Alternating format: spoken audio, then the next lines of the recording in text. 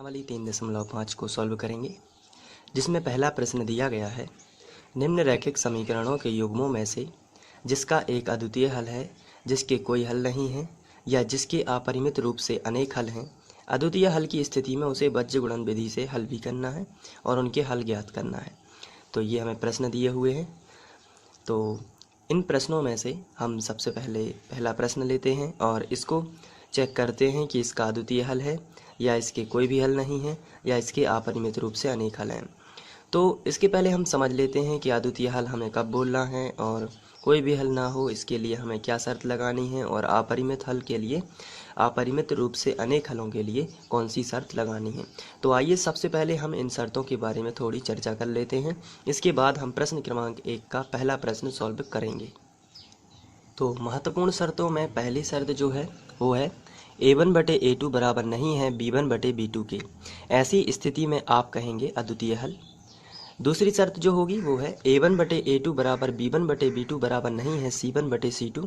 ऐसी स्थिति में निकाय का कोई भी हल नहीं होगा, जो हमें समीकरण दिए गए हैं उनका कोई भी हल नहीं होगा। आपको ध्यान रखना है, जब आपका अद्वितीय हल आता है तभी आप बीजगुणन विधि से हल करेंगे। बाकी दो नीचे की कंडीशन जो भी हैं इनमें आप बीजगुणन का उपयोग नहीं करेंगे। दूसरी स्थिति में है कोई भी हल नहीं, और तीसरी स्थिति में यदि a1/a2 बराबर b1/b2 बराबर c1/c2 हो तो अपरिमित रूप से अनेक हल होते हैं। तो आपको ध्यान रखना है, यदि पहले बार में बराबर नहीं लगा है तो वो रहता है अद्वितीय हल। यदि पहली बार में बराबर लगा हो और दूसरी बार में बराबर नहीं हो तो रहता है कोई भी हल नहीं, और किसी में भी बराबर नहीं का चिन्ह ना हो तो ऐसी स्थिति में होता है अपरिमित रूप से अनेक हल।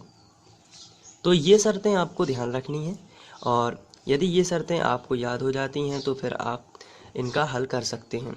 और आपको एक बात भी याद रखना है कि हमेशा जब अद्वितीय हल यदि आपका निकलता है तभी आप बीजगुणन विधि का उपयोग करेंगे। बाकी दो कंडीशन में आप बीजगुणन खंड विधि का उपयोग नहीं करेंगे, क्योंकि इनके दूसरी स्थिति में लिखा है कोई भी हल ना हो तो इसका कोई हल नहीं है, और इसके अपरिमित रूप से अनेक हल हैं। इसका मतलब होता है इसके कई हल हो सकते हैं, बहुत सारे अनंत, इसलिए इसको भी सॉल्व नहीं किया जा सकता। केवल अद्वितीय हल को ही सॉल्व किया जा सकता है।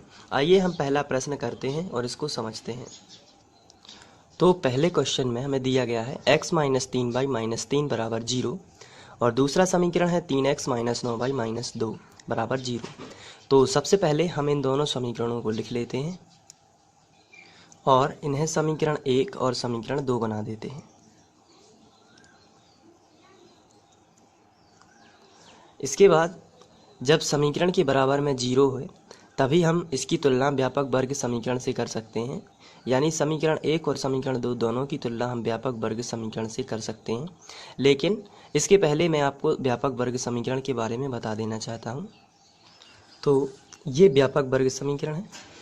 इसमें आप देख रहे हैं कि बराबर में 0 यहाँ भी है और बराबर में 0 यहाँ भी है। इसका मतलब ये है कि जब तक हम इसकी तुलना, हम अपने जो नॉर्मल समीकरण होते हैं इनकी तुलना व्यापक वर्ग समीकरण से नहीं करते जब तक कि हमारे नॉर्मल समीकरण में बराबर 0 ना हो। यदि उदाहरण के तौर पर हमें ये समीकरण दिए जाते 3x - 4y बराबर 2, 2x - 2y बराबर 1, तो इसमें आप देख रहे हैं कि बराबर में 0 यहाँ भी नहीं है और बराबर में 0 यहाँ भी नहीं है। तो जब बराबर में 0 नहीं है तो सबसे पहले तो हम इन्हें बराबर में 0 के फॉर्म में बनाएंगे और व्यवस्थित करेंगे। तो ये बनेगा धन का 2 है, इस तरफ पक्षांतर हो जाएगा तो माइनस का 2, और ये प्लस का 1 है, इस तरफ पक्षांतर हो जाएगा तो माइनस का 1, फिर बराबर में 0 आएगा। तो ये इस तरीके से बनेगा -2 बराबर 0, और दूसरा बनेगा 2x + 2y - 1 बराबर 0। अब आप देख रहे हैं कि यहाँ भी बराबर में 0 है और यहाँ भी बराबर में 0 है। तो अब हम इसकी तुलना व्यापक वर्ग समीकरण से कर सकते हैं। पहले नहीं कर सकते थे क्योंकि बराबर में 0 नहीं था, लेकिन यहाँ पर आप देख रहे हैं कि जो आपको क्वेश्चन में समीकरण दिए गए हैं ये बराबर में 0 पहले से ही है, तो हम डायरेक्ट इनकी तुलना अपने व्यापक वर्ग समीकरण यानी a1x + b1y + c1 बराबर 0 और a2x + b2y + c2 बराबर 0 से कर सकते हैं। तो चलिए सबसे पहले हम यही लिखते हैं तुलना करने पर। तो यहाँ पर हम समीकरण 1 व 2 की तुलना व्यापक वर्ग समीकरण a1x - b1y - c1 बराबर 0 तथा a2x plus b2y plus c2 बराबर 0 से करते हैं। तो ये आपको याद रखना है, ये आपके व्यापक वर्ग समीकरण है और इनसे तुलना करनी है। तो तुलना करने के बाद हम यहाँ से a1 b1 c1 और a2 b2 c2 के मान निकाल लेंगे। तो यहाँ से यदि हम तुलना करते हैं तो आपको ध्यान से देखना है, x का जो गुणांक होता है, पहले समीकरण का जो x का गुणांक होता है वो रहता है a1 का मान, और y का गुणांक जो होता है वो होता है b1 का मान, और पूरी जो संख्या होती है वो होता है c1 का मान। तो यहाँ x के आगे कुछ भी नहीं लिखा है तो 1 माना जाता है। तो यहाँ से हम यदि बात करें तो a1 का मान यहाँ से मिलेगा हमें 1, क्योंकि यहाँ पर 1 है। यहाँ से आप देख सकते हैं a1 b1 c1 a2 b2 c2, ये मान है, बिल्कुल सिंपल है। यहाँ से अब b1 का मान सबसे पहले आपको बताना है, b1 का मान कितना होगा। a1 का मान निकाल लिया है, अब हम यहाँ से b1 का मान निकालेंगे। तो b1 का मान होता है y का गुणांक, पहले समीकरण के y का गुणांक। यहाँ y के साथ में कितना लिखा है -3, तो b1 का मान हो जाएगा -3। इसके बाद c1 का मान आपको बताना है कितना है, तो c1 का मान है -3, तो आप यहाँ पर लिखोगे -3। तो ये निकल गया a1 b1 c1 का मान। अब हम निकालेंगे a2 का मान। a2 का मान आपको बताना है, क्या आप बता सकते हैं। यहाँ से देखिए, यहाँ दूसरा समीकरण जो है उसमें आपको x का गुणांक बताना है, कितना है 3, तो a2 का मान कितना होगा 3।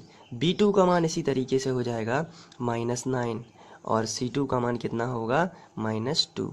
यहाँ से आप देख सकते हैं a1 b1 c1 a2 b2 c2, इसको और सिंपल वे में समझते हैं। ये हमारे समीकरण हैं। तो यहाँ जो मान होगा वो होगा a1 का मान, ये जो y का गुणांक है ये कहलाता है b1 का मान, और ये पूरा होता है c1 का मान, a1 b1 c1। इसी तरीके से दूसरे समीकरण में ये जो मान होता है ये होता है a2 का मान, और ये जो पूरा चिन्ह सहित y का जो गुणांक होगा वो होगा b2 का मान। ये जो पूरा है संख्या जो है वो चिन्ह सहित ये होगी c2 का मान। तो बहुत ही सिंपल होता है समझना, a1 b1 c1 और a2 b2 c2 के मान निकालना। अब यहाँ इसके बाद आगे बढ़ते हैं और हम इनका अनुपात निकाल लेते हैं, यानी कि a1 बटे a2 निकाल लेते हैं, b1 बटे b2 निकाल लेते हैं और c1 बटे c2 निकाल लेते हैं। तो सबसे पहले हम यहाँ पर a1 बटे a2 निकाल लेते हैं, यानी कि a1 और a2 का रेशियो निकाल लेते हैं, जो कि आएगा 1/3, यानी 1/3। इसके बाद हम निकालेंगे b1 बटे b2, तो यहाँ पर हम निकालेंगे b1 बटे b2, तो ये आएगा -3/-9, यानी कि -3/-9। अब जब हम यहाँ इनका इसको क्रॉस करेंगे तो 3 एकम 3 और 3 तिरका 9, तो ये आएगा 1/3।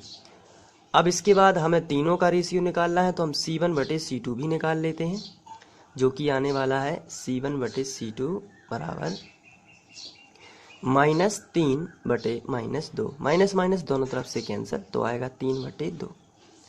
अब आप यहाँ पर देख रहे हैं कि 1/3 और 1/3 दो में तो सेम है, लेकिन तीसरे में सेम नहीं है। तो हम यहाँ पर लिखेंगे, यहाँ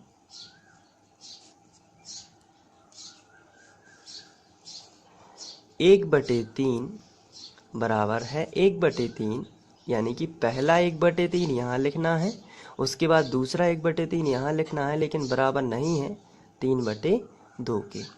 तो ये शर्त जो बनती है इसलिए यह आता है, आप जो भी लिखना चाहें। यहाँ पर होगा a1 बटे a2 बराबर तो है b1 बटे b2 के, लेकिन बराबर नहीं है c1 बटे c2 के। आप यहाँ से देख सकते हैं a1 बटे a2 जो है वो b1 बटे b2 के मान से तो बराबर है, लेकिन c1 बटे c2 से बराबर नहीं है, क्योंकि इसका जो मान है वो है 3/2, लेकिन इन दोनों का मान सेम है जो कि 1/3 है। तो यहाँ से आप देख सकते हैं कि हमारी जो शर्त आई है वो है a1 बटे a2 बराबर b1 बटे b2 बराबर नहीं है c1 बटे c2 के। तो ऐसी स्थिति में कौन सी शर्त लगती है आपको याद कर लेना है, मैं आपको बता देता हूँ। ऐसी स्थिति में जो शर्त है वो है a1 बटे a2 बराबर b1 बटे b2 बराबर नहीं है c1 बटे c2 का है, कोई हल नहीं है।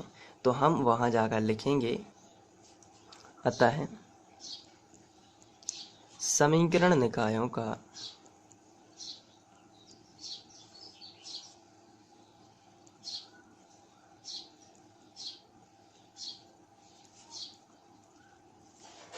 कोई हल नहीं है।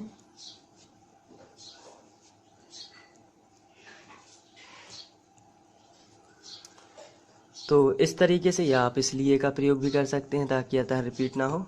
और यहाँ से आप देख सकते हैं कि ये क्वेश्चन कितना सिंपल था और आप इसको नोट भी कर सकते हैं। तो इसके नोट करने के लिए आप यहाँ से लिख लीजिए, ये पहला स्टेप है दिए गए समीकरण से लेके, और इसके बाद ये दूसरा है,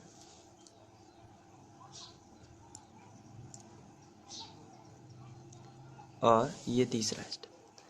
तो ये क्वेश्चन आपको समझ लेना है ध्यान से और इसको कर लेना है।